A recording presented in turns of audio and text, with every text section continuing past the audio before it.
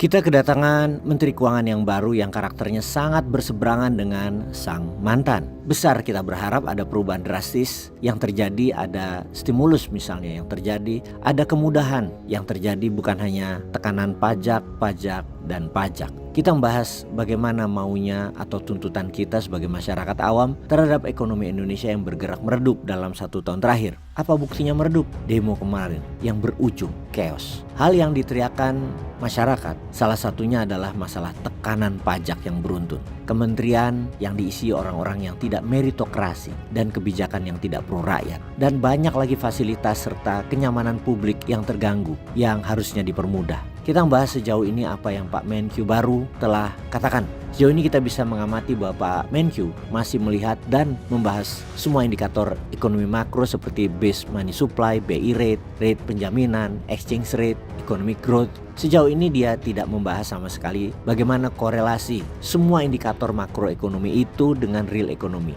dengan situasi ekonomi di pasar real. Seperti di pasar Tanah Abang, di pasar Beringharjo, di pasar Klewer. Apakah beliau tidak paham atau belum disambungkan, kita belum tahu juga. Namun kita tahu indikator-indikator ekonomi makro itu sebetulnya merupakan refleksi atas apa yang terjadi dalam kehidupan kita sehari-hari. Karena begini, kita tahu 5% manusia Indonesia itu menguasai 70% ekonomi. Maka kenaikan 5% itu rata-rata. Artinya ada yang naik 10%, ada yang 0, bahkan ada yang naik 20% dan ada yang minus 15%. Indikasi tidak bisa dilihat global di angka 5% atau 8%. Namun kita lihat yang 70% itu adalah rakyat bawah. Apa kondisi mereka saat ini itu yang lebih penting.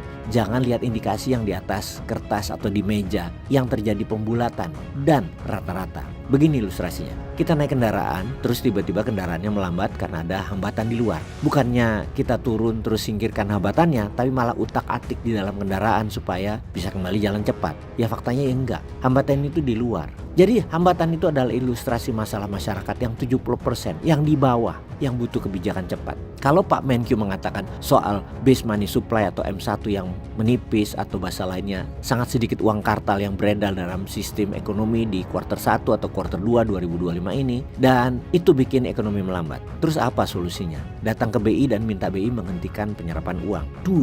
Kayak nggak nyambung deh kalau hal itu. Kenapa kita kaget? Karena sedikitnya uang kartal di dalam sistem ekonomi itu adalah akibat, bukan sebab. Apa Pak Menkyu tidak melihat PMI Index, unemployment rate, jumlah PHK, indeks harga konsumen, penjualan retail, atas mobil, elektronik, juga penerimaan pajak? Kalau semua itu dia lihat dan pahami, maka dia akan tahu ada hambatan dalam ekonomi di sektor real yang harus diselesaikan supaya ekonomi bergerak lagi. Pemahaman lain lagi. Di dalam operasinya moneter BI, baik ekspansi atau kontraksi tergantung dengan suplai uang dalam sistem ekonomi, uang beredar. Mau ditarik bagaimanapun dengan yield setinggi mungkin atau return setinggi mungkin, tidak akan ada hasilnya kalau uangnya nggak ada. Ingat, uang itu hanya akan ada kalau ada perputaran ekonomi, dan ini Pak Menkyu belum pernah sebut. Kemudian Pak Menkyu mengatakan bahwa pemerintah akan menaruh dana di Himbara sebesar 200 triliun rupiah dan juga meminta BI nggak melakukan penyerapan dana. Ini cukup juga membuat kening berkerut. Untuk apa Himbara butuh uang sebanyak itu? Untuk support Koperasi Merah Putih. Bagus kalau begitu. Tapi Koperasi Merah Putihnya bisnis plannya bagaimana atau apa? Kita tahu UKM atau bisnis mikroekonomi itu butuh pasar, bukan modal. Begitu ada pasar, pasar bertumbuh, pasar membesar, demand naik, baru butuh uang dan modal. Kalau ekonomi belum bergerak, uang itu tidak akan produktif dipakainya. Ini yang ditakutkan oleh pakar ekonomi. Uangnya jadi malah kemana-mana yang tidak produktif. Oke, sahabat semua, sejauh ini bagaimana komentar sobat? Peace.